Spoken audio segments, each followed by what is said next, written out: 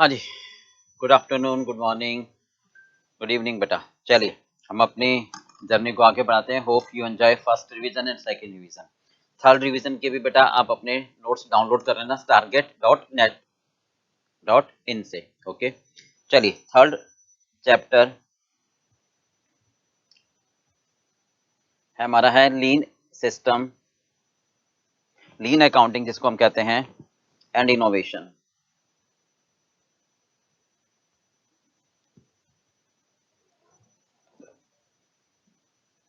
Okay, हाँ जी, main इसमें क्या क्या टॉपिक पढ़ने हैं वो एक बार देख लेते हैं। देखो, हाँ जी, लीन सिस्टम में जस्ट इन टाइम है, काइजन कॉन्सेप्ट है, 5S है, टोटल प्रोडक्टिव मेंटेनेंस है, सेलुलर मैन्युफैक्चरिंग है, सिक्स सिग्मा है।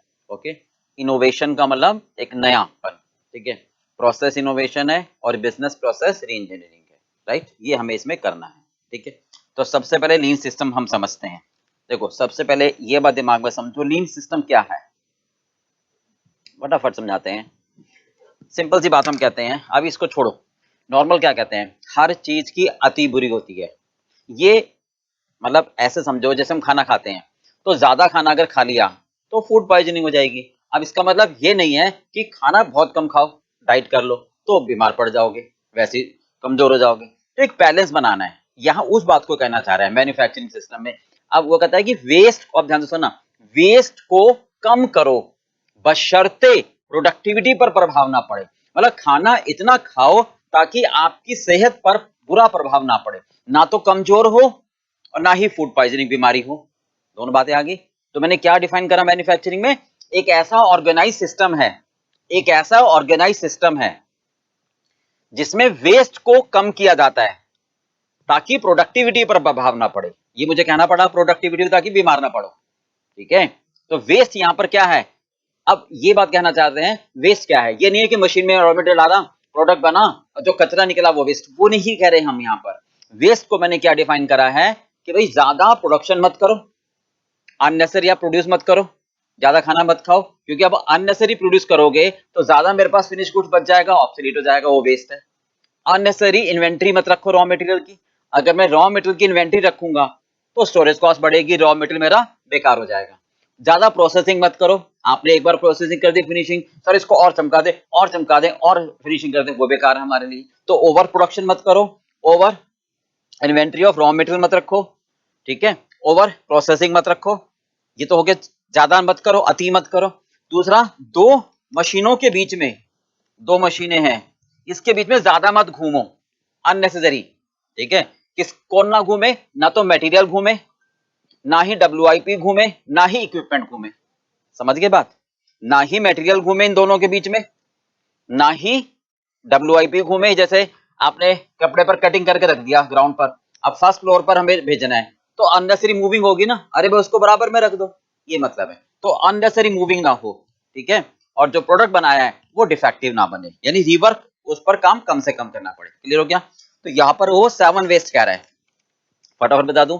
सबसे पहले हमने क्या कर, इन सिस्टम द्वारा ऑर्गेनाइज मेथड है ताकि वेस्ट मिनिमाइज हो, प्रोडक्टिविटी पर कोई प्रभाव ना पड़े। ठीक है, अब 7 वेस्ट है, क्या क्या, ओवर ना हो, अति ना हो। ओवर किस किस की, ओवर प्रोडक्शन ना हो, क्योंकि गुड्स मैंने ज्यादा बना के रख लिया तो ऑब्सोलीट हो जाएगा, आउट ऑफ फैशन हो जाएगा। ठीक है, ओवर इन्वेंट्री ना हो, ठीक है, ओवर प्रोसेसिंग ना हो, अति ना हो। राइट, तो बैलेंसिंग होने चाहिए। क्लियर, ये तीनों चीजें क्लियर होगी, ओवर ना हो। फिर दो मशीन के बीच में वेटिंग ना हो, अननेसेसरी, यानी मूविंग कह सकते हो आप इसको। किस किस का मूविंग, राइट, मूविंग किसका, हाँ जी, मूविंग कह सकते हो, ट्रांसपोर्टेशन कह सकते हो इसको, या वेटिंग, तीनों का मतलब एक ही है। राइट, किसका, रॉ मटेरियल का, WIP का, और फिनिश गुड्स का, या सॉरी इक्विपमेंट का, एम्प्लॉय का। ओके, फिर रिवर्क ना हो, रिवर्क ऑफ डिफेक्टिव ना हो। ओके, ये तो हो गया हमारे 7 टाइप के वेस्ट। ओके, क्लियर हो गया पार्ट। अब ये कहते हैं कि, अब हम ये कहते हैं कि लीन सिस्टम की कैरेक्टरिस्टिक्स क्या हैं, इन्हीं को हम अगर ढंग से मैनेज करें, राइट, यानी फीचर्स क्या हैं हमारे इसी के, तो इन्हीं को आप मैनेज करोगे आप, तो ओवर प्रोडक्शन ना हो, ठीक है, यानी ओवर चीज ना हो। तो हम क्या कहना चाहते हैं इसके लिए, जीरो, ये करेक्टर्स के case, zero defective, right, zero inventory, ठीक है भाई, इन्वेंट्री ना हो तो इसका जीरो रखें, ये खत्म हो, जीरो वेटिंग टाइम, इन सबको जीरो कर दो ना, ये इसका मेन फीचर हो जाएगा। ये सारे जीरो हो जाए, जीरो का मतलब अननेसेसरी ना हो, ये सारे जीरो हो जाए, क्लियर पार्ट पे, और इसके लिए हम TQM फॉलो करें, यानी प्रिवेंटिव मेंटेनेंस लगाएं, ठीक है। तो ये हमारे क्या हो गए features of lean system, clear part पे। अब आते हैं हम जस्ट इन टाइम पर। हाँ जी, अब है main features of just in time, main feature of just in time. Okay, देखो फटाफट समझो, जस्ट इन टाइम हमने क्या समझा था, एक बार फटाफट रिवाइज कर दें। अगर हमारे पास रॉ मटेरियल अननेसेसरी स्टॉक में रहता है तो हमारी वर्किंग कैपिटल ब्लॉक होती है, तो हमने क्या सोचा है कि ये नॉन वैल्यू एडिड एक्टिविटीज हैं, ओके, इनको हमें कम करना है। तो non value added activities storage cost होगी। हमने क्या सोचा है कि भाई हम इन्वेंट्री को कम करें, खत्म करें। इसके लिए हमने सप्लायर से बात करी कि जो रॉ मटेरियल हमें सही समय पर गोदाम में सप्लाई कर दे, ताकि हम डायरेक्ट रॉ मटेरियल लेकर प्रोडक्शन डिपार्टमेंट को भेज दें और हमें इन्वेंट्री रखने की आवश्यकता ना पड़े। तो वो सप्लायर जो इस बात के लिए तैयार थे, हमने उनसे एग्रीमेंट कर लिया। क्यों? क्योंकि सप्लायर कहता है कि देखो मेरा गोदाउन बहुत दूर है, अगर मैं आपको जिस समय आपको चाहिए मैं आपको तब भेजूं तो इसका मतलब मुझे आपके गोदाउन के बराबर में वेयर हाउस रखना पड़ेगा, तो मेरी कॉस्ट बढ़ जाएगी। तो हमने कहा ठीक है, आप परचेजिंग कॉस्ट थोड़ी सी बढ़ा दो, तो हम इसके लिए राजी हो जाते हैं, बट ये हमेशा लंबे समय के लिए होनी चाहिए। तो एक एग्रीमेंट कर लेते हैं सप्लायर से कि भाई आप हमें रेगुलर मटेरियल जब हमें चाहिए एज एंड व्हेन रिक्वायर्ड इसी रेट पर भेजते रहोगे। सप्लायर भी कहता है कि मैं अपना वेयर हाउस आपके बराबर में रखूंगा, कल को ऐसा ना हो कि आप दूसरे सप्लायर से मटेरियल खरीदना शुरू कर दो, तो मुझे भी इस बात की इंश्योरिटी दो कि आप किसी और सप्लायर से मटेरियल नहीं खरीदोगे। तो हम एक एग्रीमेंट कर लेते हैं, हम कि अगर हमारे पास कोई इमरजेंसी रिक्वायरमेंट भी आएगी, हम किसी और सप्लायर से मटेरियल नहीं खरीदेंगे और आप हमें इसी रेट पर मटेरियल देते रहोगे। इस वजह से अगर कोई स्टॉक आउट होता है, मतलब कोई इमरजेंसी मटेरियल, इमरजेंसी ऑर्डर आता है और हमें ज्यादा मटेरियल चाहिए होता है, तो वो सप्लायर नहीं देता, तो हम उस ऑर्डर को लूज करते हैं। उस वजह से जो लॉस होता है वो कहलाता है स्टॉक आउट कॉस्ट, क्लियर है। या फिर कई बार हम सप्लायर से रिक्वेस्ट करते हैं कि भैया ऑर्डर अच्छा है तो अपने लेबर को ओवर टाइम में बैठा दे, तो जो ओवर टाइम प्रीमियम होगा वो हम दे देंगे। तो अगर मान जाता है और जो ओवर टाइम प्रीमियम देते हैं ताकि वो एक्स्ट्रा मटेरियल मुझे भेज दे, तो उस ओवर टाइम प्रीमियम को भी हम स्टॉक आउट कॉस्ट कहते हैं, ठीक है। अब यहाँ पर क्या होता है, मटेरियल जैसे ही आता है हम वैसे ही प्रोडक्शन डिपार्टमेंट को भेज देते हैं, तो इंस्पेक्शन चेकअप नहीं हो पाता कि भैया उसने कितना भेजा। तो इसके लिए हमने क्या करा, अपने सप्लायर, अपने इंजीनियर को सप्लायर के घर भेज दिया ताकि वहां पर बनता हुआ चेक कर लें और उसमें क्या इंग्रेडिएंट इस्तेमाल कर रहे हैं वो हमें भेज दे चेक करके। तो इसमें इंस्पेक्शन सप्लायर के घर पर हो जाता है, तो हमें अच्छी क्वालिटी का मटेरियल मिल जाता है। तो अब आती है मेन फीचर को हमें लिखना है, ठीक है। अब मेन फीचर में हम क्या क्या लिख सकते हैं, सबसे पहले कस्टमर की सेटिस्फेक्शन हो जाती है हमारे पास, कस्टमर को सही टाइम पर गुड्स मिल जाता है। क्यों सही टाइम पर मिल जाता है? क्योंकि हम गुड्स जो बनाते हैं वो डिमांड के हिसाब से बनाते हैं, पहले से बनाकर नहीं रखते हैं। जस्ट इन टाइम केवल रॉ मटेरियल पे नहीं लगता, रॉ मटेरियल पे लगता है, WIP पर भी लगता है और फिनिश गुड्स पे भी लगता है। रॉ मटेरियल पे कैसे लगता है? सिलेक्शन ऑफ सप्लायर करके, we should select the supplier who ready to supply the material as and when required at scheduled time, right। WIP पर क्या सकता है, हम क्या करते हैं, मशीन सेल को हम एक साथ रखते हैं, यानी एक कॉन्सेप्ट था वर्किंग सेल का, वो भी दोबारा समझा देता हूं मैं आपको। तो वर्किंग सेल के कॉन्सेप्ट के थ्रू हम क्या करते हैं कि WIP को रिड्यूस करते हैं, प्रोडक्शन को शेड्यूल करते हैं, मतलब अननेसेसरी हम फिनिश गुड्स नहीं रखते हैं, यानी डिमांड के हिसाब से जितना ऑर्डर आता है हम उतना बनाते हैं, अननेसेसरी फिनिश गुड्स हम स्टोर करके नहीं रखते हैं। तो ये तीनों में WIP मेंटेन होता है। तो इसका मतलब कस्टमर की सेटिस्फेक्शन मिलती है, यानी कस्टमर को ऑन टाइम डिलीवरी मिलती है, क्वालिटेटिव मटेरियल मिलता है, ठीक है, ये इसका फीचर हो गया। स्टोरेज कॉस्ट कम हो जाती है हमारी। और जब हम वर्किंग सेल के कॉन्सेप्ट की बात करते हैं तो मल्टी स्किल्ड वर्कर हम अपॉइंट करते हैं, राइट, डिफेक्टिव कम हो जाता है, सेटअप कॉस्ट कम हो जाती है, सेटअप का टाइम कम हो जाता है, ठीक है। ये सारे फीचर्स हैं जस्ट इन टाइम के, क्लियर। अब एक बार वर्किंग सेल का कंसेप्ट समझ ले, इसमें दो कॉन्सेप्ट आएंगे, एक बार फीचर दोबारा समझा दूं। कस्टमर को सेटिस्फेक्शन मिलती है क्योंकि उसको अच्छी क्वालिटी का गुड्स मिलता है। सर कैसे मिलता है अच्छी क्वालिटी का गुड्स? जब हम रॉ मटेरियल अच्छा खरीदेंगे, सप्लायर को हम फालतू पैसे दे रहे हैं कि भाई रॉ मटेरियल हमारे को प्रॉपर पैक करके दे, क्योंकि हमारे इंजीनियर वहां जा रहे हैं और अच्छा इनपुट इस्तेमाल कर रहे हैं वो, तो ऑब्वियसली बात है उससे गुड्स अच्छा बनेगा, कस्टमर को अच्छी क्वालिटी का गुड्स मिलेगा। ठीक है। गुड्स हम अननेसेसरी प्रोड्यूस करके नहीं रख रहे, ऑन टाइम हम डिलीवरी दे रहे हैं, तो कस्टमर की सेटिस्फैक्शन हो गई, वेस्टेज हमारी कम हो गई, राइट। मल्टी स्किल्ड वर्कर इस्तेमाल हो गए, वो अभी वर्किंग सेल से भी समझा रहा हूँ, ठीक है। सेटअप टाइम कम हुआ, वेस्टेज कम हुई, ठीक है, क्योंकि वर्कर हमारे अब वेस्ट कम करेंगे, वो ट्रेन हो गए। These are the features of just in time, ठीक है। अब वर्किंग सेल का कंसेप्ट समझो जल्दी से जरा। इसमें दो कंसेप्ट समझने हैं, कानबान सिस्टम और वर्किंग सेल। दो सिस्टम समझने, कानबान सिस्टम और वर्किंग सेल। देखिए नॉर्मली क्या होता था हमारे पास कि बड़ी मशीनें होती थी, राइट। यहां पर हम कहते हैं बड़ी मशीनें, ट्रेडिशनल सिस्टम में हमारे पास बड़ी मशीन होती थी, ठीक है। तो ये बड़ी मशीन कॉम्प्लेक्स मशीन होती थी, हैवी ड्यूटी होती थी, हैवी कैपिटल कॉस्ट होती थी। अब जब कोई वर्कर इस मशीन पर काम करता है, हैवी मशीन पर, तो क्या कम प्रोडक्शन करेगा? अब हैवी मशीन होगी तो प्रोडक्शन भी ज्यादा होगा, प्रोडक्शन ज्यादा होगा तो सेटअप टाइम हमेशा क्या होगा? बड़ा होगा। यानी एक बार मशीन को साफ करने में अच्छा सा टाइम लगेगा, तो सेटअप का टाइम भी ज्यादा लगेगा, प्रोडक्शन भी ज्यादा होगा। बट समस्या क्या आएगी? जब यहाँ से प्रोडक्शन ज्यादा होगा, क्योंकि हम जो इंस्पेक्टर होगा वो इसको कहेगा भैया तू फटाफट फटाफट ज्यादा मशीन से प्रोडक्शन कर, क्योंकि इतनी हैवी मशीन है, तो इसमें अगर कम प्रोडक्शन करेंगे तो वर्थ नहीं आएगी। तो वो क्या करता है? ज्यादा प्रोडक्शन करता है। पर ये मशीन इतनी बड़ी नहीं होती है, तो अगर ये मशीन उतनी बड़ी नहीं होती है तो यहाँ पर हमारा WIP पाइल्ड अप होता चला जाता है। अब ये वर्कर क्या कहता है कि भैया जितना मेरे पास कैपेसिटी है तो उतना ही मशीन में इनपुट डालूंगा, तो यहाँ पर अननेसेसरी हमारा WIP पाइल अप होता चला जाता है। तो इस और फिर दूसरा लॉस क्या होता है कि कई बार डिफेक्टिव गुड्स बनता है, तो ये तो फटाफट फटाफट फटाफट बनाते चला जाता है। अब डिफेक्टिव आ रहा है तो उसको पता नहीं चलता, क्योंकि ये बताएगा डिफेक्टिव है या नहीं है। तो जब ये बना चुका होता है कई सारे, जब ये इस्तेमाल करता है तो कहता है अरे भाई ये नहीं बन रहा सही, आपने इतने सारे डिफेक्टिव बना दिए, तो डिफेक्टिव ज्यादा बन जाते हैं। ये प्रेजेंट सिस्टम है। तो अब हमने क्या करा इस सिस्टम को दूर करने के लिए? हमने कानबान सिस्टम लगाया। कानबान सिस्टम क्या था कि ये वाला वर्कर, तीसरा वर्कर, लास्ट वर्कर, जरूरी नहीं 3 प्रोसेस हो, 4 हो, 5 हो, लास्ट वर्कर पिछले वाले प्रोसेस के वर्कर को इंडिकेशन देगा कि भैया मेरे पास भीड़ नहीं लगाओ, मेरे पास कैपेसिटी एक समय पर 4 यूनिट को प्रोसेस करने की है, तो आप 4 यूनिट ही मुझे भेजो, तो आप 4 ही प्रोसेस करो, राइट। ये वाला इसको इंडिकेट करेगा कि मेरे पास इतने यूनिट को प्रोसेस करने की कैपेसिटी है, तो आप इतने को ही प्रोसेस करो, ठीक है। इससे अननेसेसरी हमारा WIP पाइल अप नहीं होगा। तो ये कानबान सिस्टम था, पर इससे हमारी समस्या दूर नहीं हुई। क्यों दूर नहीं हुई? केवल WIP तो रिड्यूस हो गया, पर ये वर्कर खाली बैठा रहा। और अननेसेसरी इतनी बड़ी मशीन है, तो इस पर इतना कम प्रोडक्शन करना सिर्फ इसलिए कि यहाँ पाइल अप ना हो, थोड़ा जस्टिफिकेशन नहीं समझ में आया। तो इसको दूर करने के लिए फिर हमने एक और सिस्टम लगाया, that is machine cells. Machine cell में क्या करा हमने कि इस वर्कर 3 थे हमारे, अभी भी मेरे पास वर्कर 3 ही होंगे, ठीक है, अभी भी मेरे पास 3 ही वर्कर होंगे।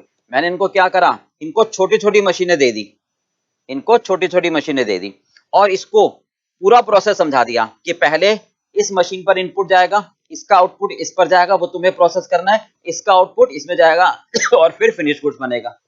तो तीनों काम इस वर्कर को समझा दिए। ऐसे ही इस वर्कर को समझा दिए, ऐसे ही हमने तीनों वर्कर को समझा दिए। इससे क्या हुआ? पहले एक वर्कर एक प्रोसेस पर ऑपरेट कर रहा था तो मोनोटोनस वर्क होता था, अब वो तीनों प्रोसेस को खुद ही करेगा, तो एक तरह से उसका टेस्ट चेंज होगा, मोनोटोनस वर्क खत्म होगा।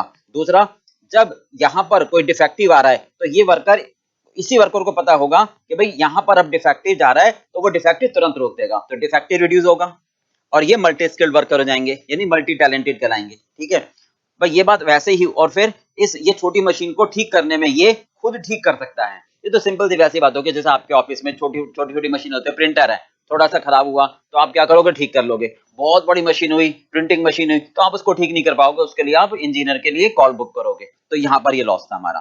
तो यहाँ पर ये वर्कर इन छोटी छोटी मशीनों को खुद भी ठीक कर सकता है और डिफेक्टिव को भी रिड्यूस कर सकता है। और सोचो, अगर एक मशीन यहाँ पर खराब होती है, यहाँ पर अगर एक मशीन खराब होती है तो आगे का सारा काम रुक जाता है। यहाँ पर अगर एक मशीन खराब होती है तो इन वर्कर पर कोई प्रभाव नहीं पड़ता, ये प्रोडक्शन हमारा कैरी रहता है। तो इसलिए फ्लो ऑफ प्रोडक्शन में हमारा कंटिन्यू बना रहता है, राइट भाई। ये कहलाता है वर्किंग सेल का कॉन्सेप्ट। यहाँ तक क्लियर हो गया? हाँ जी, एक बार फटाफट समझ। जस्ट इन टाइम के फीचर्स क्या हैं? ठीक है, जस्ट इन टाइम का फीचर ये है कि कस्टमर की रिक्वायरमेंट हम क्वालिटेटिव गुड्स देते हैं, ऑन टाइम डिलीवरी देते हैं, मल्टी स्किल्ड वर्कर होते हैं, वेस्टेज हमारा कम होता है, राइट, इंस्पेक्शन हमारा अच्छा से हो जाता है, क्लियर। बट लीड टाइम हमारा कम से कम हो जाता है, क्योंकि लीड टाइम होता है नहीं, हम जैसे गुड्स का ऑर्डर देते हैं वैसे ही हमारा बस इनपुट आ जाता है, तो लीड टाइम भी कम हो जाता है, क्लियर। ये हमारे सारे फीचर्स है। स्टोरेज कॉस्ट हमारी कम हो जाती है, क्लियर पार्ट। अब इन फीचर में दो चीजें हमारे सामने आती हैं, एक कानबान सिस्टम और एक वर्किंग सेल। ठीक है, प्रेजेंट सिस्टम में हमारे पास क्या था कि जब बड़ी मशीनें हमारे पास होती हैं तो बड़ी मशीन में सेटअप टाइम भी ज्यादा लगता है, बड़ी मशीन कॉम्प्लेक्स मशीन होती है, हैवी ड्यूटी मशीन होती है, उनसे प्रोडक्शन भी ज्यादा होता है कि जब यहाँ से प्रोडक्शन ज्यादा होगा बट दूसरी मशीन छोटी होगी तो वहां जाकर WIP पाइल अप हो जाएगा।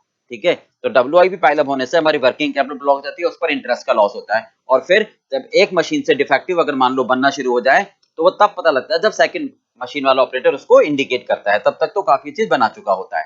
ठीक है, तो ये हमारा प्रेजेंट सिस्टम था। इसको हमने सही करने के लिए क्या सोचा, कानबान सिस्टम।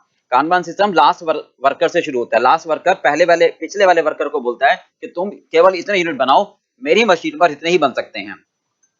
और फिर पिछला वाला वर्कर पहले वाले वर्कर को बोलता है कि आप इतने यूनिट भेजो, मेरी मशीन पर इतने ही प्रोसेस हो सकते हैं। इससे WIP तो रिड्यूस हो जाएगा पर बड़ी मशीन पर काम कम होगा तो अननेसेसरी आइडल टाइम बढ़ जाएगा।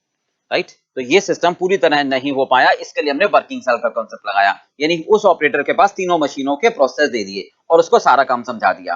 तो इससे क्या हुआ कि अगर एक मशीन खराब होगी तो अगले प्रोसेस पर कोई प्रभाव नहीं पड़ेगा, क्योंकि अगले जो ऑपरेटर है वो तो अपना काम करते रहेंगे। दूसरा, इस मशीन छोटी छोटी मशीनों को सेटअप टाइम भी कम लगेगा। ठीक है, तो तीसरा, अगर यहां से डिफेक्टिव निकलेगा तो इमीडिएट ये वर्कर उसको ठीक कर देगा। राइट, और फिर ऐसे भी समझो कि इनको ठीक करने में ये वर्कर खुद ही ठीक कर सकता है, जैसे छोटी मशीन है उसको ठीक खुद ही कर सकते हैं, बड़ी मशीन को ठीक करने के लिए हमें कॉल लॉक करानी पड़ती है, फिर जब वो इंजीनियर आता है तब तक वर्कर खाली बैठे रहते हैं। ठीक है, और फिर ये अच्छी समझदारी से काम करेगा, इसको पता होगा कि इस मशीन में इनपुट कैसे जाना है, इस मशीन में इनपुट कैसे जाना है, तो इनिशियली वो इनपुट ढंग से डालेगा। राइट, ये कहलाया हमारा वर्किंग सेल का कॉन्सेप्ट, यानी changing the plant layout. Right, monotonous work खत्म हुआ, मल्टी स्किल्ड वर्कर हुए, सेटअप टाइम कम हुआ, डिफेक्टिव कम हुआ, ये फायदे हो गए। This is the feature of just in time. ठीक है, हाँ जी, नेक्स्ट है प्री रिक्विजिट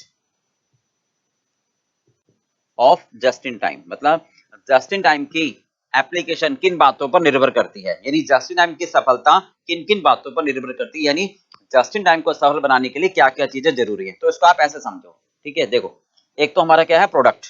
ठीक है, सबसे पहले हम कहते हैं प्रोडक्ट की डिमांड स्टेबल होनी चाहिए।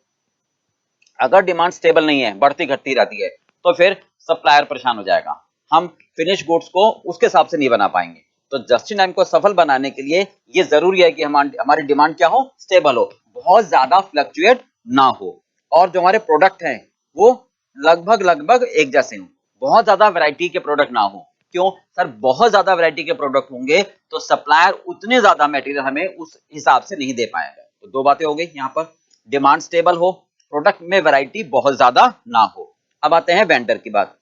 वेंडर हमारा कैसा होना चाहिए, रिलायबल। वेंडर हमारा रिलायबल हो, उससे हमारे रिलेशन अच्छे हो। रिलायबल का मतलब जो एक बार कह दिया उसने अपनी बात का पक्का हो कि भैया मैं टाइम शेड्यूल पर भेज दूंगा और क्वालिटेटिव मटेरियल दूंगा, उसको बोलते हैं रिलायबिलिटी, यानी अपनी बात का धनी होना।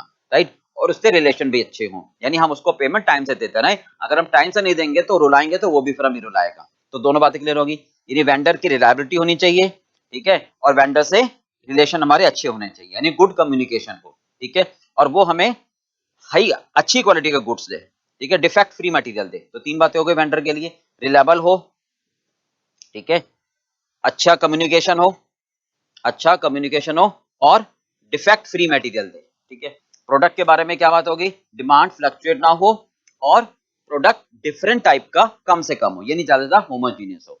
यहां पर हम कहते हैं प्रिवेंटिव मेंटेनेंस होना चाहिए, यानी हर पार्ट्स को टाइम से चेंज भी करा दे, सारा कुछ इन बातों पर निर्भर ना करे, खुद भी तो कुछ काम करे। वेंडर तो अच्छा मटेरियल दे रहा है पर हमारी मशीनें ही खराब है, तो यानी प्रिवेंटिव मेंटेनेंस फॉलो करो, यानी TQM फॉलो करो। ओके, क्लियर भाई।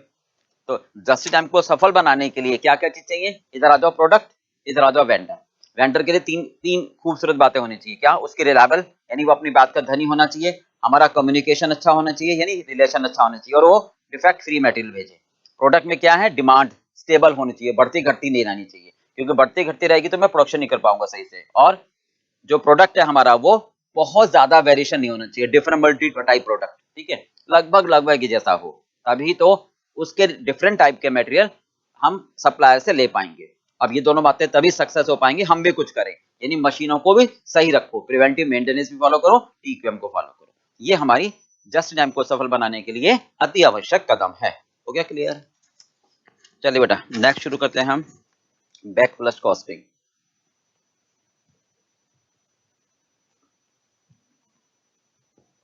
देखो क्या कहना चाहता है ये। अब जस्ट इन टाइम में क्या होता है, ध्यान से सुनना कि भाई अब हमारे पास जितना मटेरियल जब आता है हम उसको उतना रख लेते हैं, ठीक है, कोई हम रिकॉर्ड नहीं रखते। अब अगर हम कोई रिकॉर्ड नहीं क्यों नहीं रख पाते हम, ध्यान से सुनो। अब हम ये कहते हैं कि एक प्रोडक्ट बनाने में अगर हमारे पास 1600 1800 2000 टाइप के रॉ मटेरियल चाहिए, जैसे मान लो कंपनी है एक कार बनाती है, तो कार बनाने में तो बहुत सारा इनपुट चाहिए, लगभग एक कार बनाने में 1700 1800 1900 कंपोनेंट की आवश्यकता होती है। अब अगर एक दिन में कई सारी कारें बनती हैं तो इतना सारा मटेरियल हो गया, तो क्या इतना सारा मटेरियल जब हम सप्लायर से खरीदेंगे तब क्या एक एक एंट्री पास करते रहें, ऐसा तो अकाउंटेंट का काम बढ़ जाएगा। तो जस्ट इन टाइम में हम इस सिस्टम को भी बदल देते हैं, क्या कहते हैं कि भैया एक प्रोडक्ट को बनाने में जितना मटेरियल चाहिए वो आप देख लो और सप्लायर को बोलो कि तुम जितना मटेरियल भेज रहे हो भेजते रहो, हम उस टाइम का रिकॉर्ड नहीं करेंगे, यानी entries are not recorded at the time of event occurred. आप जितना मटेरियल भेज रहे हो भेजते रहो भेजते रहो भेजते रहो, ठीक है। हम क्या करेंगे एट द एंड हम देखेंगे कि हमने एक्चुअल गुड्स कितना बनाया, हमने एक्चुअल आउटपुट कितना बनाया, राइट, वो तो पता होगा प्रोडक्शन रिपोर्ट से, और उसको मल्टीप्लाई कर देंगे बिल्स ऑफ मटेरियल से। बिल ऑफ मटेरियल क्या होता है, एक प्रोडक्ट को बनाने में क्या क्या मटेरियल कितना कितना चाहिए, राइट। तो ये पता लग जाएगा कि हमारी रॉ मटेरियल कंजम्पशन कितनी होनी चाहिए, क्योंकि ये आपको बताया कि हम सप्लायर की रिलायबिलिटी पर भरोसा करते हैं, रॉ मटेरियल कंजम्पशन आ जाएगी, ठीक है। तो हम ये कहेंगे कि इतना मुझे जो प्रोडक्ट बना उसमें जो मटेरियल चाहिए था, यानी आपने उतना ही भेजा होगा, ठीक बात है। अब सप्लायर कई बार कहते हैं, मैं मान लो ये कहता हूं कि एक पीरियड में मैंने 1000 प्रोडक्ट बनाए, ठीक है, और एक प्रोडक्ट बनाने में मान लो 60 इनपुट चाहिए थे, तो इसका मतलब 60,000 हमारी रिक्वायरमेंट बनी, राइट। पर सप्लायर कहता है नहीं सर मैंने तो 62,000 भेजे हैं, अब यह दिक्कत आ जाएगी। तो हम ये सोचेंगे कि भाई अगर तुमने 62,000 भेजे हैं और हमारी कंजम्पशन के हिसाब से 60,000 होने चाहिए, तो इसका मतलब 2000 किलोग्राम या तो स्टॉक में पड़ा होगा कहीं ना कहीं प्रोडक्शन डिपार्टमेंट में, या फिर वो वेस्टेज होगा, या तो स्टॉक में पड़ा होगा या फिर वो वेस्टेज होगा। तो कंजम्पशन प्लस वेस्टेज और क्लोजिंग स्टॉक ये मिलकर के आ जाएगा परचेजेस। क्लियर हो गई बात भाई। तो इसके लिए हम जर्नल एंट्री पास कर लेंगे eight the time of production, ठीक है।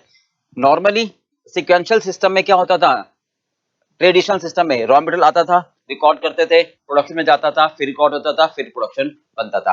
अब ऐसा नहीं होता, अब हम बैक से एंट्री पास करते हैं, इसलिए इसको बोलते हैं बैक फ्लश कॉस्टिंग, ठीक है। तो अब ये ऐसा नहीं होता कि मैन्युअली काम हो, राइट, ये रोबोट सिस्टम यानी ईआरपी के थ्रू काम होता है, ठीक है। एक रोबोटिक सिस्टम होता है कि जितने भी साल जितने भी पीरियड के अंदर हमारी ट्रांजैक्शन होती जाती है वो robotic system ERP system automatically record करता रहता है, और जैसे ही स्टोर में जैसे ही प्रोडक्शन डिपार्टमेंट में रॉ मटेरियल इन्वेंट्री लेवल हमें चाहिए होता है, मतलब प्रोडक्शन बनाने के लिए गुड्स चाहिए होता है रॉ मटेरियल, वैसे ही सप्लायर के पास उस सॉफ्टवेयर के थ्रू इंटीमेशन चली जाती है और सप्लायर इमीडिएट मुझे मटेरियल सप्लाई कर देता है, ठीक है। तो अब यहाँ पर हम रिकॉर्ड कैसे करते हैं, राइट। तो ये हम एक कैलकुलेट कर लेते हैं कितना रॉ मटेरियल चाहिए, तो उसके लिए हम एंट्री पास कर लेते हैं finish goods control account debit to raw material in process to conversion cost applied, ठीक है। यहाँ पर क्या आता है कितना रॉ मटेरियल चाहिए, यानी actual output multiply by bills of material, तो ये आता है इतना रॉ मटेरियल मुझे चाहिए, राइट, कितनी कन्वर्शन कॉस्ट लगनी चाहिए यानी स्टैंडर्ड कॉस्ट, ठीक है, यानी अप्लाइड कहते हैं इसको। इन दोनों उसके मिलकर बनता है फिनिश गुड्स। ओके, क्लियर हो गया पार्ट। अब हो सकता है मैंने रॉ मटेरियल ज्यादा खरीदा हो, ठीक है, तो रॉ मटेरियल अगर मैंने ज्यादा खरीदा हो तो उसके लिए क्या एंट्री पास होगी, रॉ मटेरियल डेबिट हुआ in process debit to supplier, ये एक्चुअल परचेजेस, ये आ जाती है हमारी एक्चुअल परचेजेस, और इन दोनों का डिफरेंस क्या आता है वेस्टेज या क्लोजिंग स्टॉक। ऐसी conversion cost, conversion cost debit to, हम कन्वर्शन कॉस्ट में क्या आता है लेबर एंड ओवरहेड, तो ड्यू के एंट्री पास क्या करते हैं wages debit to wages payable, overhead debit to department, तो आ जाता है वेरियस अकाउंट। ओके, ये एक्चुअल अमाउंट जितना मैंने पे किया होता है, यहाँ पे आता है रिकवर्ड, यहाँ आता है एक्चुअल अमाउंट, तो दोनों का डिफरेंस आता था अंडर रिकवरी या ओवर रिकवरी। ओके, यहाँ आता है एब्जॉर्ब और यहाँ आता है हमारा एक्चुअल, इन दोनों का डिफरेंस अंडर रिकवरी, इन दोनों का डिफरेंस या तो वेस्टेज या फिर क्लोजिंग स्टॉक। ओके, और अगर फिनिश गुड जितना बनाया है ये तो उसकी एंट्री हो गई। अगर हमने बेचा कम है मान लो तो हम क्या कर देते हैं cost of goods sold debit to finish goods control account, जितनी क्वांटिटी सोल्ड करेंगे। क्लियर, ये हमारी बैकफ्लश की एंट्री बन जाती है। क्लियर हो गया पार्ट बेटा। चलिए बेटा यस प्लीज आगे चलते हैं, ठीक है। 5S एक बार केस स्टडी पढ़ लेते हैं फिर मैं इसका आपको कंसेप्ट समझाता हूँ। ये कहता है Y and E chartered accountant offer a wide range of specialised multidisciplinary professional services that meet the immediate as well as long term business need of client। मतलब एक प्रोफेशनल फर्म है, ठीक है, वो डिसिप्लिन प्रोफेशनल सर्विसेज फर्म है, ठीक है, long term business है उनका अपने क्लाइंट के लिए। One of the partner E was upset, एक पार्टनर है ई, वो थोड़ा परेशान है, क्या, ऑफिस की डॉक्यूमेंटेशन को लेके, उसको मतलब वो परेशान है, यानी वो अपने स्टाफ से जब भी मांगता है, अजी सर अभी ला रहे हैं, वो दो घंटे लग जाते हैं, वो कहता है यार क्या मतलब हुआ, मुझे डॉक्यूमेंट चाहिए, इस क्लाइंट की डिटेल चाहिए, और आप टाइम लगा देते हो। I argue that a document management solution is needed to maximise efficiency within the firm, मतलब एफिशिएंसी को बढ़ाने के लिए वो डॉक्यूमेंटेशन चाहता है। The senior partner Y has recently attended a seminar on lean system and heard about 5S। जो दूसरा पार्टनर था सीनियर वाई, उसने कहा कि मैंने थोड़ा सा एक कहीं सेमिनार अटेंड किया था और उसमें 5S के बारे में सुना था। He said old files accordingly he file hide the key files from the eyes, वो कहता है जो पुरानी फाइलें हैं वो जरूरी फाइलों को छुपा देती है आईज, आंखों से, and force staff to ask which use, और फिर हमें स्टाफ से पूछना पड़ता है। अकॉर्डिंगली ही डिजायर टू इम्प्लीमेंट 5S, और वो 5S को लागू करना चाहता है, सलाह दो, ठीक है। चलिए तो सबसे पहले 5S के बारे में मैं आपको समझा दूं, ठीक है। देखो 5S बिल्कुल सिंपल है, आप ये समझो जैसे घर में आपके मदर फादर पेरेंट्स ग्रैंडफादर हमेशा आपको ये कहते रहते हैं कि बेटा सभी चीजों को संभाल के रखो, सब चीजों को अपनी जगह रखो, ताकि जब आप काम करने बैठे तो आपको कोई दिक्कत ना हो। आप सोचते हो कि ये तो ओल्ड एज के हो गए, इनका तो कहना काम है, आप एक कान से सुनते हो दूसरे कान से कई बार निकाल भी देते हो, तो वो नहीं, कुछ बच्चे मान भी लेते हैं। तो जो मानते हैं इसका मतलब वो आगे प्रोग्रेस करते हैं, यानी उनका काम जल्दी हो जाता है, वो अननेसेसरी वेस्ट नहीं करते, है ना। तो यही हमारा फैक्ट्री में, यही हमारा ऑफिस में कॉन्सेप्ट है। दूसरी बात मैं समझाता हूँ, ऐसे जैसे एक मतलब कहावत है ना, जैसे एक ब्लाइंड पर्सन है, ठीक है, अब ब्लाइंड पर्सन भी तो काम करता है, क्यों, उसको ना पता होता है कि उसकी ये चीज यहाँ रखी है, ये चीज यहाँ रखी है, ये चीज यहाँ रखी है, तो उसको पता होता है कि यहाँ हाथ लगाऊंगा तो ये चीज मिल जाएगी, यहाँ लगाऊंगा तो ये चीज मिल जाएगी, यानी he can do his work when the all things are placed in a particular way, particular place. तो 5S का कॉन्सेप्ट भी हमारा इसी बात पर आधारित है, राइट। तो हम इसको ऐसे समझते हैं, ठीक है। इसमें हमारे पास सबसे पहले आता है सॉर्टिंग। हम क्या कहते हैं, 5S का जो कॉन्सेप्ट है उसमें हमारे पास 5 चीजें आती हैं, ठीक है, 5S। पहला है सॉर्टिंग, छाटना छटाई, set in order, right, shine यानी सुव्यवस्थित सिस्टमैटिक, शाइन का मतलब साफ सफाई सुंदरता, स्टैंडर्डाइजेशन,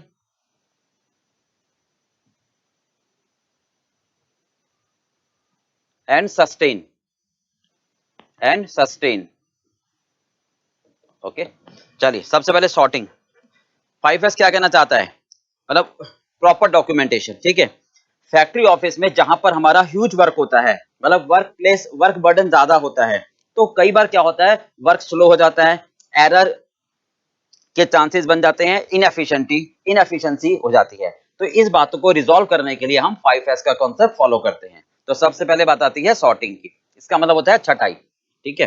वो जापानीज वर्ड भी है, वो उनकी जरूरत नहीं है हमें, ठीक है।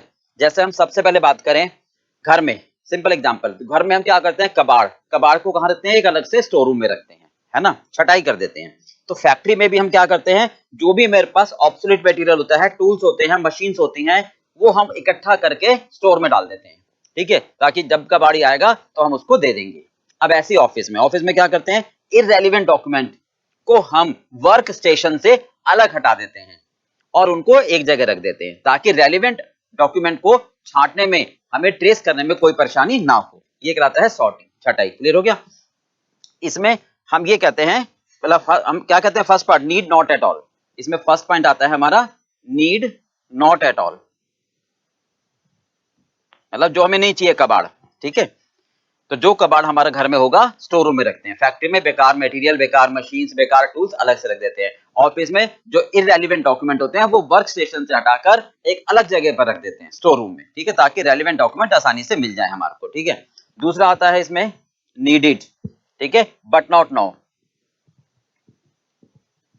ये सॉर्टिंग की बात है, जो चाहिए अभी नहीं। जैसे घर में, हम घर में बात करते हैं कि रजाई है, कंबल है, अभी नहीं चाहिए, सिर्फ सर्दियों में चाहिए, तो उसको हम क्या करते हैं, दीवान में, बक्से में अलग से रखते हैं ताकि हमें जब चाहिए तब हम उसमें से निकाल ले। ऐसे ही ऑफिस में क्या करते हैं हम, डॉक्यूमेंटेशन फाइल्स को, जो फ्रीक्वेंट यूज वाली फाइलें होती हैं वो अपने सामने रखते हैं, और जो फ्रीक्वेंट यूज वाली नहीं होती है उनको हम सेपरेट बॉक्स में रखते हैं।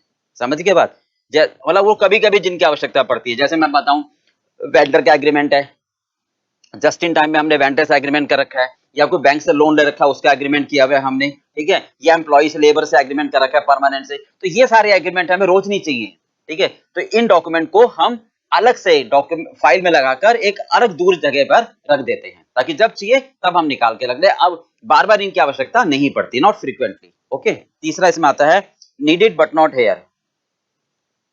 नीडेड बट नॉट हेयर मतलब, अब जैसे आपने क्या तो दिया, इसका मतलब हर चीज अपने निश्चित जगह पर होनी चाहिए। जैसे ग्रोसरी है, ग्रोसरी किचन में हो, नहीं, अब जब ग्रोसरी किचन में होगी तो वो बेडरूम में नहीं रखी जा सकती। तो ऐसे ही हम कहते हैं कि ऑफिस में हर फाइलें अपनी अपनी जगह पर हो। ध्यान दो, जैसे ग्रोसरी है किचन में हो, बेडरूम में नहीं होगी, ठीक है। डाइनिंग टेबल है वो अपने जगह पर होगी, सेंटर टेबल है आपके ड्राइंग रूम में होगी। तो इस तरह से हम कह के चलते हैं। ऑफिस में क्या कहते हैं, ध्यान से सुनो, इनवॉइस फाइल है, ठीक है, वो अकाउंट्स डिपार्टमेंट में होगी। ऑर्डर रिलेटेड फाइल है, सेल्स डिपार्टमेंट में होगी। प्रोडक्शन फाइलें हैं, प्रोडक्शन डिपार्टमेंट में होगी। टैक्स कंप्यूटेशन फाइल है, वो टैक्स डिपार्टमेंट में होगी। जैसे जीएसटी की फाइल है, इनपुट क्रेडिट चाहिए तो वो टैक्स डिपार्टमेंट में होगी। तो जो यहाँ नहीं चाहिए यानी हर जगह की अलग अलग प्लेसिंग करो। ओके, तो ये हो गया हमारा सॉर्टिंग, छटाई। क्लियर। कबाड़ स्टोर में रखेंगे, इररेलेवेंट फाइल के लिए अलग रूम बना लेंगे ताकि रेलिवेंट फाइल हमें टाइम से मिलती रहे। जो अभी नहीं चाहिए हमें, जैसे रजाई होगी तो वो हम अलग से बक्से में रखेंगे। तो जो फाइलें हमें, जो डॉक्यूमेंट हमें बहुत अकेशनली चाहिए, फ्रीक्वेंट नहीं चाहिए, उनको अलग फोल्डर में बिल्कुल अलग जगह रख देंगे। जैसे एग्रीमेंट हो गया, वेंडर का एग्रीमेंट हो गया, या लेबर का एग्रीमेंट हो गया, या कोई बैंक लोन लिया उसका एग्रीमेंट हो गया, ठीक है। But not now, but not here, अभी नहीं चाहिए मुझे, यहाँ नहीं चाहिए, ठीक है। तो जो जहां चाहिए वहां रखो। जैसे ग्रोसरी है तो ग्रोसरी का रखोगे, आप किचन में रखोगे, ठीक है। अब ऐसी जो रेलिवेंट फाइल्स हैं, इनवॉइस फाइल है, ठीक है, वो अकाउंट्स डिपार्टमेंट में रखोगे, ठीक है। मटेरियल इक्विजिशन फाइल है, स्टोर डिपार्टमेंट में रखोगे। टैक्स फाइल है, टैक्स डिपार्टमेंट में रखोगे। क्लियर पार्ट में। सेल्स ऑर्डर फाइल है, सेल्स डिपार्टमेंट में रखोगे ताकि मिक्सिंग ना हो फाइल की, ठीक है। दूसरा आता है हमारे पास सेट इन ऑर्डर, सुव्यवस्थित, इसको बोलते हैं systematic arrangement. Place for everything, everything for its place, इसको बोलते हैं place for everything, place for everything and everything in its place. हर जगह अपनी सुरक्षित रखो। जैसे मैं कहता हूं, एक फैक्ट्री में बात करूं, शैडो बोर्ड होता है, ध्यान से सुनो, हम बात करें फैक्ट्री में, ठीक है। फैक्ट्री में एक होता है शैडो बोर्ड। फैक्ट्री में क्या होता है, एक शैडो बोर्ड होता है। तो शैडो बोर्ड में क्या होता है, जितने भी टूल्स होते हैं ना, वो सब यहाँ पर इंसर्ट होते हैं, टंगे होते हैं, और नीचे टोकन होता है। अब मान लो मिस्टर एक्स को एक टूल चाहिए, तो वो यहां से टूल ले जाता है और अपना काम करता है, और उसके नीचे जो भी उसका नाम होता है, उस अपने नाम को उस टोकन के पास रख देता है। वाई को सेम टूल चाहिए, ठीक है, तो वो ये नहीं कि पूरी फैक्ट्री में ढूंढेगा भैया वो टूल्स का है, तो वो क्या करेगा, उस शैडो बोर्ड के पास जाएगा, शैडो बोर्ड पर देखेगा उस टूल के नीचे, उस मान लो राम ने लिया था तो राम का नाम लिखा हुआ है, तो वो सर वाई उस राम को जाके कांटेक्ट करेगा कि जब तुम्हारा काम खत्म हो जाए तो मुझे दे देना। तो इससे क्या होगा, इससे ये होगा कि टाइम बचेगा, रिसोर्सेज बचेंगे। क्लियर पार्ट भाई। ये सेम ऑफिस में हम इसको क्या बोलते हैं, हम सेट इन ऑर्डर, ऑर्डर में हो, राइट। ऑफिस में क्या करते हैं हम, प्रॉपर इंडेक्सिंग करते हैं, right. Proper indexing procedure should be made, index should be pasted on each file, मतलब हर फाइल के ऊपर क्या होता है, इंडेक्स लगा देते हैं, indicating the details of document exist in the file, ताकि पर्टिकुलर डॉक्यूमेंट हम इजीली ट्रेस कर पाए। क्लियर पार्ट भी, ये कहलाता है हमारा सेट इन ऑर्डर। हो गया। चलिए, थर्ड हमारा था शाइन। शाइन का मतलब चमकदार, यानी साफ सुथरा। जैसे आपके पेरेंट्स कहते हैं भाई रोज नहाया करो, नहीं, तो उस तरीके की बात है, यानी everything in a good condition, ठीक है। अब जैसे मशीन है, मशीन हमारी ऑयलिंग, क्लीनिंग, ग्रीसिंग प्रॉपर ही हमेशा रहे, साफ सुथरी रहे। तो ऑफिस है, ऑफिस में भी मैनेजमेंट को ट्रेनिंग देनी चाहिए ताकि हर ऑपरेटर, हर वर्कर क्या रहे, अपना वर्क स्टेशन साफ करके रखे, वो जॉब का पार्ट बन जाए। यानी हर 15 मिनट एक दिन के अंदर उन्हें देने चाहिए मैनेजमेंट को, ताकि वो अपनी जगह पूरी साफ सुथरी रखें। साफ सुथरी जगह रहेगी तो काम करने में उनका मन लगेगा, ठीक है। मैं आपको सिंपल सी बात है, जैसे होटल है, अब खाना खाते हैं, 5 स्टार होटल में भी खाना खाते हैं, ढाबे में भी खाना खाते हैं, तो जितने भी हाई लेवल की मीटिंग होती है वो 5 स्टार में होते हैं। क्यों? क्योंकि वो शाइनी, मतलब वो एक साफ सुथरी जगह है, ठीक है, खाना वहां भी बनता है, खाना वही बनता है, तो ये डिफरेंस आ जाता है शाइनी, ठीक है। स्टैंडर्डाइजेशन, स्टैंडर्डाइजेशन का मतलब क्या होता है? एक स्टैंडर्ड मेंटेन करे, सिंपल सी, मतलब देखते ही पता लग जाएगा हाँ ये है। जैसा आप कहते हो सिंपल सी भाषा में, डॉक्टर है, डॉक्टर हमेशा कैसे कपड़े पहनते हैं? व्हाइट वाले, ठीक है। लॉयर्स हैं ब्लैक, ठीक है। पुलिस है खाकी। तो इसका मतलब हम देखते ही पहचान जाते हैं। यानी हर फैक्ट्री में, हर ऑफिस में क्या होता है? एक ड्रेस कोड बनाया चलता है, ठीक है। तो यहाँ पर ऑफिस में हम क्या बात कर सकते हैं कि हर फाइल, जो बहुत इंपॉर्टेंट फाइल्स हैं उसके लिए अलग फोल्डर बना दो, यानी ग्रीन। लेस इंपॉर्टेंट फाइल के लिए व्हाइट फोल्डर बना दो, जो बहुत कम इंपॉर्टेंट फाइल है उसके लिए दूसरे कलर का बना दो। तो इसको बोलते हैं standardisation, clear. But sustain, sustain का मतलब जैसे कहते हैं ना, जिसका अनुशासन उसी का शासन, है ना। सेल्फ डिसिप्लिन, यानी to make sure that 5S standard guidance are maintained, we should follow, कि जो 5S के स्टैंडर्ड्स हैं, गाइडलाइन है, वो सही तरह से फॉलो हो। तो हमें क्या करना चाहिए? फिक्स पॉइंट फोटोग्राफी, समझिए। फिक्स पॉइंट फोटोग्राफी का मतलब क्या होता है? वे पहले फोटोग्राफी ले लो और फिर गाइडलाइन फॉलो करिए, उसके बाद की फोटोग्राफी, तो चेंज आ जाएगा, समझ गए। दूसरा, रेगुलर ऑडिट कराओ, इंस्पेक्शन कराओ, ट्रेनिंग दो, प्रॉपर कम्युनिकेशन दो। तो ये सब काम करके हम अपनी गाइडलाइन को फॉलो कर सकते हैं। ये हमारा कॉन्सेप्ट हुआ 5S का, क्लियर है। एक बार फटाफट मैं रिवाइज करा दूं। सॉर्टिंग, छटाई, यानी जैसे घर में कबाड़ स्टोर में रखते हैं, तो फैक्ट्री में जो भी कबाड़ होता है, जो भी ऑब्सोल्यूट मटेरियल होता है, मशीन होती है, टूल्स होती है, उनको हम इकट्ठा स्टोर में रख देते हैं ताकि वो बाकियों को डिस्टर्ब ना करे। ऑफिस में रेलिवेंट डॉक्यूमेंट्स हम एक अलग, रेलिवेंट डॉक्यूमेंट्स हम अपने वर्क स्टेशन पर रखते हैं, इररेलिवेंट डॉक्यूमेंट हम अलग जगह रख देते हैं ताकि रेलिवेंट डॉक्यूमेंट को ट्रेस करने में कोई परेशानी ना हो, ठीक है। नीडेड बट नॉट नाउ, जो चाहिए अभी नहीं चाहिए, जैसे रजाई है तो वो अलग से बक्से में रख देंगे, ठीक है। तो उसका मतलब हो गया जो हमें चाहिए तो सही, अभी नहीं चाहिए, यानी फ्रीक्वेंट यूज वाली फाइलें जो है वो वर्क स्टेशन पे रखो, और जो फ्रीक्वेंट यूज की फाइल नहीं है उसको वर्क स्टेशन से थोड़ा सा दूर रखो। जैसे एग्रीमेंट हो गया, वेंडर का एग्रीमेंट हो गया, जैसे लेबर का एग्रीमेंट हो गया, बैंक लोन एग्रीमेंट हो गया, right. Needed but not here, यहां नहीं चाहिए। अब ग्रोसरी है तो ग्रोसरी किचन में होगी, ठीक है, कहीं बेडरूम में नहीं होगी। अब इसी का, इसका मतलब ये हुआ कि जो चीज एक पर्टिकुलर एरिया फिक्स कर दो, ठीक है। जैसे इनवाइस फाइल है तो इनवाइस फाइल कहां पर होगी? अकाउंट्स डिपार्टमेंट में होगी। टैक्स फाइल टैक्स डिपार्टमेंट में होगी। ऑर्डर फाइल सेल्स डिपार्टमेंट में होगी। प्रोडक्शन फाइल प्रोडक्शन डिपार्टमेंट में होगी, राइट। चलिए, इसके बाद सेट इन ऑर्डर, सुव्यवस्थित, यानी everything in its place, place for everything, हर चीज की एक जगह हो। जैसे हमने बोर्ड बना दिया, शैडो बोर्ड, शैडो बोर्ड पर टूल्स के नीचे एक कूपन लगा दिए। तो मान लो मिस्टर राम को एक टूल चाहिए, तो उसने टूल निकाल लिया और नीचे कूपन की जगह अपना नाम लिख दिया। तो अगर शाम को वही टूल चाहिए तो पूरी फैक्ट्री में जाकर नहीं ढूंढेगा, वो उसके नीचे जाके देखेगा कि भाई उस टूल की जगह पर किसका कूपन लगा हुआ है। तो जिसका कूपन लगा हुआ है उसे जाके कांटेक्ट करेगा, तो जल्दी से काम हो जाएगा, रिसोर्सेज हमारे वेस्ट नहीं होंगे। ऑफिस में हम बात करें तो proper indexing procedure should be followed. Her file के ऊपर इंडेक्स पेश कर दो कि जो डॉक्यूमेंट उस फाइल में है उस डॉक्यूमेंट की डिटेल उस इंडेक्स पर आ जाए, ताकि उनको ढूंढने में हमें कोई परेशानी ना हो, आप इजीली ट्रेस कर पाओ। शाइन, यानी सुंदर, यानी जैसे कहते हैं ना रोड डेली बात लो, everything in a good condition, machine को साफ सफाई रखो, ऑयलिंग क्लीनिंग ग्रीसिंग, ताकि वेस्टेज कम हो। Work place should be clean, ठीक है। रेगुलर ट्रेनिंग देनी चाहिए, हर मैनेजमेंट को, हर एम्प्लॉय को 15-20 मिनट का समय देना चाहिए ताकि वो इस साफ सफाई के लिए निकाले जा सके। स्टैंडर्डाइजेशन मतलब एक स्टैंडर्ड मेंटेन करो। जैसे आप कहते हैं ना रोड है तो हर बोर्ड, रोड पर क्या लिखा होता है? हर बोर्ड नीले कलर का बोर्ड होता है, एक स्टैंडर्ड मेंटेन है। जैसे पुलिस वाला है ये वर्दी पहनेगा, डॉक्टर्स है ये कलर के वर्दी पहनेंगे, ठीक है, लॉयर है ये पहनेंगे। तो यहाँ पर भी हम बोलते हैं स्टैंडर्ड, जो कि देखते ही पहचान जाए। जो बहुत इंपॉर्टेंट फाइल है वो ग्रीन बॉक्स में, ताकि ग्रीन बॉक्स समझ में आ जाए कि बहुत इंपॉर्टेंट फाइल है। White box less important file, red box बहुत कम इंपॉर्टेंट फाइल। सस्टेन, सस्टेन का मतलब सेल्फ डिसिप्लिन, जिसका अनुशासन उसी का शासन, ठीक है। तो ताकि ये मेक श्योर हो सके कि जो भी गाइडलाइन है 5S की वो हम फॉलो कर रहे हैं या नहीं कर रहे हैं।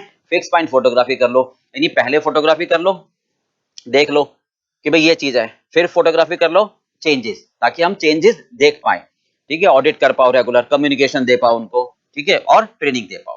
हो गया बात क्लियर बेटा? ये हमारा कॉन्सेप्ट था 5S का, ठीक है। चलिए बेटा, सेकंड आता है हमारा सेलुलर मैन्युफैक्चरिंग सिस्टम। नेक्स्ट है cellular manufacturing and one piece flow production system.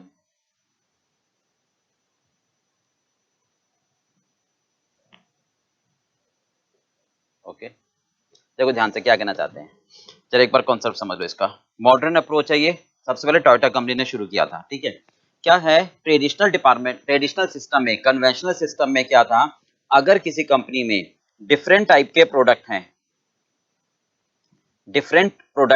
और डिफरेंट प्रोसेस हैं, मल्टीपल प्रोडक्ट्स हैं और एक से ज्यादा प्रोसेस में काम होता है, तो डिपार्टमेंट की कैपेसिटी को यूटिलाइज करने के लिए वो लोग क्या करते थे, लॉट में प्रोडक्शन बनाते थे और कॉस्ट ताकि कम आए।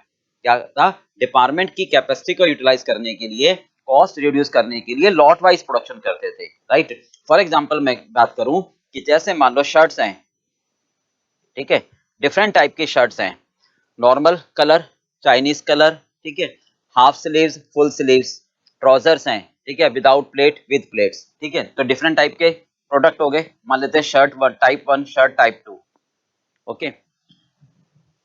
प्रोसेस है कटिंग, स्टिचिंग, कटिंग, स्टिचिंग और पैकिंग। मान लेते हैं हम 3 प्रोसेस है हमारे पास, ठीक है, और डिफरेंट टाइप के प्रोडक्ट हैं। तो वो क्या करते थे, मैं ट्रेडिशनल बात करता हूँ कि जैसे कटिंग डिपार्टमेंट में 5000 यूनिट की कैपेसिटी है, ओके, हर डिपार्टमेंट में सपोज 5000 यूनिट की कैपेसिटी है बनाने की, तो वो लोग ट्रेडिशनली क्या करते थे, पहले शर्ट 1 पर कटिंग का काम करा, ठीक है, फिर शर्ट 1 पर स्टिचिंग का काम किया, फिर पैकिंग का काम किया, तो ये पूरे बन गए, 5000 यूनिट हमारे पूरे बन गए। जब ये पूरे बन गए तब उसके बाद हमने सेकंड टाइप की शर्ट पर काम किया शुरू, फिर ये 5000 शर्ट बनाई कटिंग पर, फिर स्टिचिंग और फिर पैकिंग, ये बन गए 5000। फिर ट्राउजर्स, ठीक है, फिर ट्राउजर पर 5000 पर कटिंग करी, फिर 5000 पर स्टिचिंग करी, फिर 5000 पर पैकिंग करी। तो इस ट्रेडिशनल सिस्टम में क्या कमी थी, इसमें ये कमी थी, अगर शर्ट 1 की डिमांड मान लो 4000 यूनिट की हो, सपोज इसकी जो डिमांड है वो कम हो, सपोज 4000 की हो, ठीक है, तो या 3000 की हो, तो ये स्टॉक बच जाएगा। ओवर द पीरियड तो ठीक है, डिमांड होगी, अगली बार होगी, ठीक है, इसका भी स्टॉक बच जाएगा, इसका भी स्टॉक बच जाएगा। और दूसरा, शर्ट 2 के कस्टमर को वेट करना पड़ेगा कि भैया रुको, जब शर्ट 1 पर सारा काम हो जाएगा तब आपके लिए काम शुरू होगा। इसमें कस्टमर के सेटिस्फेक्शन लेवल कम हो जाएगा क्योंकि उसको वेट करना पड़ेगा, हम डिलीवरी टाइम से नहीं दे पाएंगे।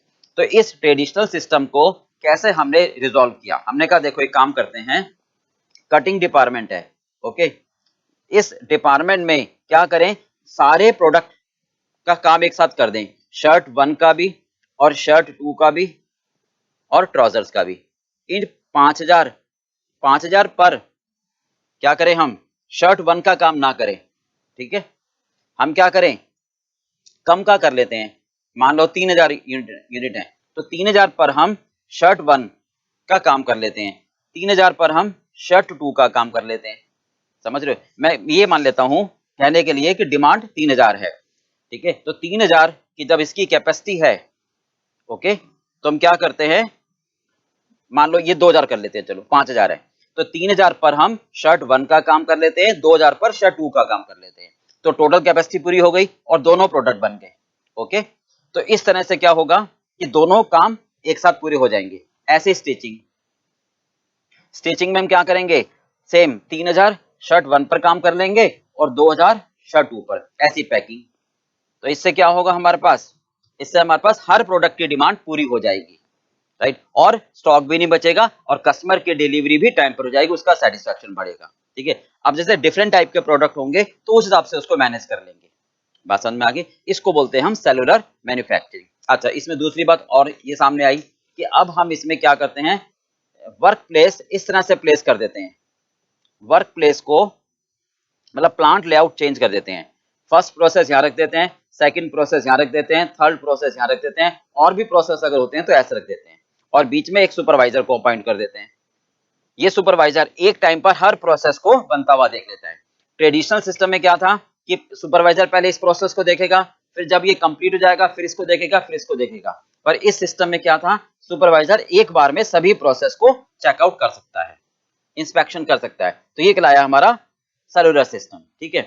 और मटेरियल यहां से यहां ऑटोमेटिकली मूव हो जाएगा तो टाइम भी नहीं लगेगा, नहीं तो क्या होता था यहां से यहां मूव होने में भी टाइम लगता था, तो इसमें मूवमेंट में टाइम नहीं लगेगा, ठीक है। और वर्कर का कम्युनिकेशन आपस में ज्यादा अच्छा हेल्दी रहेगा, इसलिए इसको बोलते हैं वन पीस फ्लो प्रोडक्शन। यहां तक की बात समझ में आ गई। चलिए अब सेम मैं आपको दूसरा एग्जांपल लेता हूँ। जैसे हमारे पास बुक्स हैं, ठीक है, डिफरेंट कोर्स की, मान लो सी इंटर की बुक्स हैं, ठीक है, सीए फाइनल की बुक्स हैं, अलग अलग सब्जेक्ट की, ठीक है। अब डिफरेंट प्रोसेस होता है। मान लो पहले कहते हैं हम फीडिंग करते हैं, फिर इनकी प्लेट्स बनती हैं, ठीक है, फिर प्रिंटिंग होती है और फिर बाइंडिंग होती है। ये डिफरेंट टाइप के प्रोडक्ट हैं, ठीक है। मतलब सी इंटर में डिफरेंट सब्जेक्ट्स हैं, फाइनल में डिफरेंट सब्जेक्ट्स हैं। अभी हम क्या करते थे, मान लेते हैं कि सर हमने प्रिंटर को दी तो उसने 2000 सीए इंटर के एक अकाउंट सब्जेक्ट की पहले फीड किया, फिर उन्हीं पर प्लेट्स बनाई, उन्हीं को प्रिंट किया और उन्हीं को बाइंड किया। जब ये सारा काम हो गया, ठीक है, तब उसने सेकंड कॉस्टिंग के बुक्स पर काम करना शुरू करा। जब ये सारा काम पूरा हो गया, ठीक है, तब उसने फाइनल के बुक्स पर काम करना शुरू किया। बात समझ में आ गई? तो इस तरह से ट्रेडिशनल सिस्टम होता था। तो इसमें सेकंड कैटेगरी वाले स्टूडेंट को वेट करना पड़ता है कि जब ये बुक छप जाएंगी तब इनकी बुक बनेगी। तो कस्टमर की सेटिस्फेक्शन कम हो रही है। तो हमने क्या समझाया उनको कि भाई आप एक काम करो, जो फीडिंग वाला काम है, ठीक है, वो आप 2000 का हो सकता है, तो आप एक काम करो 1000 दोनों बुक्स बना लो। कई बनानी है तो 700 बना लो। एक एग्जांपल ले रहे हैं अभी, ठीक है। तो 1000 आप सी एंटर के फर्स्ट ग्रुप की, 1000 सेकंड ग्रुप की। थोड़ी प्रॉब्लम होगी चेंज ओवर में, बट वो प्रॉब्लम इतनी ज्यादा नहीं होगी, हम उनको ट्रेनिंग दे देंगे। तो इससे क्या होगा, फीडिंग पे 2000 का काम हो गया और 2000 दोनों कैटेगरी का काम हो गया। ऐसे यहां पर तो इससे क्या होगा, सारे प्रोडक्ट एक साथ बनने शुरू हो जाएंगे, ठीक है, और इनको सेलुलर में प्लेस कर देंगे। बात समझ में आ गई? तो इस सिस्टम को हमने क्या बोला, सेलुलर। अब इसमें एक और पॉइंट आता है, हाँ जी, इसको बोलते हैं टॉक्ड टाइम, यानी इसको हम क्या बोलते हैं, हेजुका। ध्यान से सुनना। ये एक तरह से वुड बॉक्स बनाया था टोयोटा ने। उन्होंने क्या कहा था, प्रोडक्शन को मैं डिमांड के हिसाब से मैनेज करूं। ध्यान से सुनो।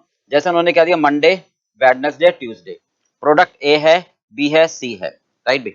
अब या तो वो क्या करे, तीन, मान लो हम कहते हैं कि 3 प्रोडक्ट की डिमांड है हर एक की, तो वो ये नॉर्मली क्या करें कि भाई तीनों, मतलब 3 प्रोडक्ट मंडे को बना ले एक एक, ठीक है, तीनों प्रोडक्ट एक एक बना ले, और वेडनेसडे को भी तीनों एक एक बना ले, ट्यूसडे को भी तीनों एक एक बना ले। तो इससे क्या होगा, अगर किसी प्रोडक्ट की डिमांड ज्यादा होगी तो वो मीट नहीं कर पाएंगे। तो उसको इन्होंने ऐसे करा कि नहीं भाई, हम एक काम करते हैं कि डिमांड के हिसाब से प्रोडक्शन करें, राइट में। एक यूनिट को बनाने में कितना टाइम लगेगा, कस्टमर की डिमांड कितनी है, टोटल टाइम कितना अवेलेबल है, ताकि कस्टमर को वेट ना करना पड़े, राइट। तो हम ये कहते हैं टॉक टाइम, यानी maximum available time, maximum available time to meet the demand of customer. This will help to decide the speed of manufacturing facility between the stage of one production and next production। यानी talk time कैसे निकालते हैं हम, total available production time, यहां लिख देता हूं, total available production time divided by total unit. तो एक यूनिट को बनाने में टाइम आ जाता है, ये कहलाता है टॉक टाइम। हिसाब से मैं प्रोडक्शन करता हूं। तो मान लेता हूं हैवी डिमांड है, सपोज एक ही हैवी डिमांड है, तो मैं क्या करूंगा, मंडे को मैं क्या करूंगा, राइट, 2 यूनिट बना लूंगा। मान लो ए प्रोडक्ट की हैवी डिमांड है, तो मैं 2 यूनिट डेली बना लूंगा इसकी, ठीक है, और बी की मैं नहीं बनाऊंगा। बी के मैं क्या करूंगा, मान लो बी के चलो मंडे को बना लूंगा 1 यूनिट, ठीक है, और यहां नहीं बनाऊंगा, यहां बना लूंगा, क्योंकि इसकी कम डिमांड है। जिसकी हैवी डिमांड है वो मैं डेली बना लूंगा, जिसकी मॉडरेट डिमांड है वो मैं कभी कभी बना लूंगा, और जिसकी वेरी लो डिमांड है वो मैं क्या करूंगा, वो कभी एक दिन बना लूंगा, लो डिमांड। तो इससे क्या होगा, मंडे को भी 3 बन रहे हैं, वेडनेसडे को भी 3 बन रहे हैं, और ट्यूसडे को भी 3 बन रहे हैं। पहले भी 3 बन रहे थे, पर इससे क्या होगा, डिमांड के हिसाब से प्रोडक्शन हो जाएगा, तो कस्टमर को वेट नहीं करना पड़ेगा, ठीक है। तो ये कहलाता था हेजुका सिस्टम। हो गया बात क्लियर बेटा? चलिए एक बार फटाफट रिपीट कर दूं मैं आपको। सेलुलर मैन्युफैक्चरिंग कहलाता है कि नॉर्मल ट्रेडिशनल सिस्टम में जब एक कंपनी में एक से ज्यादा प्रोडक्ट हो और एक से ज्यादा डिपार्टमेंट प्रोसेस हो, तो हर डिपार्टमेंट की टोटल कैपेसिटी को यूटिलाइज करने के लिए हम लॉट वाइज प्रोडक्शन करते थे ताकि कॉस्ट कम आए। और क्या करते थे कि हर डिपार्टमेंट में एक ही प्रोडक्ट को पूरा प्रोसेस कर लेते थे। फिर जब पहला प्रोडक्ट पूरा बन जाए फिर दूसरा प्रोडक्ट को बनाते थे, फिर तीसरे प्रोडक्ट को बनाते थे।